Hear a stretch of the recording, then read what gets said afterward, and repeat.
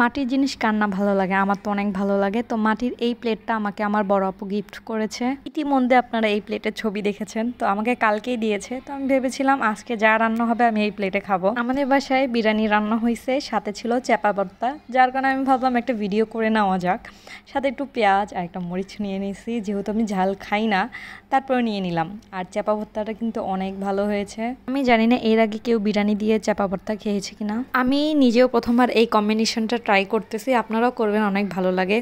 যদিও আমার একটু অন্যরকম, আমার হলো বিরিয়ানি ভালো লাগে না, কাচ্চি হোক এমনি হোক, মানে আমার ভালো লাগে না।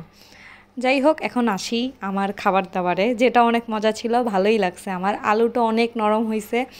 একটা জিনিসই আমার ভালো লাগে, সেটা হলো আলু। এই যে আমার প্লেটে যতটুকু খাবার দেখতেছেন, এতটুকুই হলো আমার দুপুরের খাবার।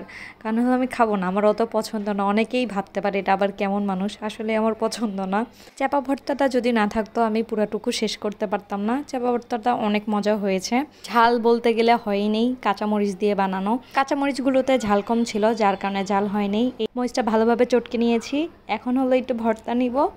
আমার এখন আবার খাইতে ইচ্ছা করতেছে আর কি, চাপা ভর্তাটার জন্য আর কি মজা লাগছে অনেক। এখন মরিচটা কামড় দিয়ে খাবো, অনেক ভালো লাগবে। তো আজকের মতো ভিডিওটা এখানেই শেষ করতেছি। আল্লাহ হাফেজ সবাইকে।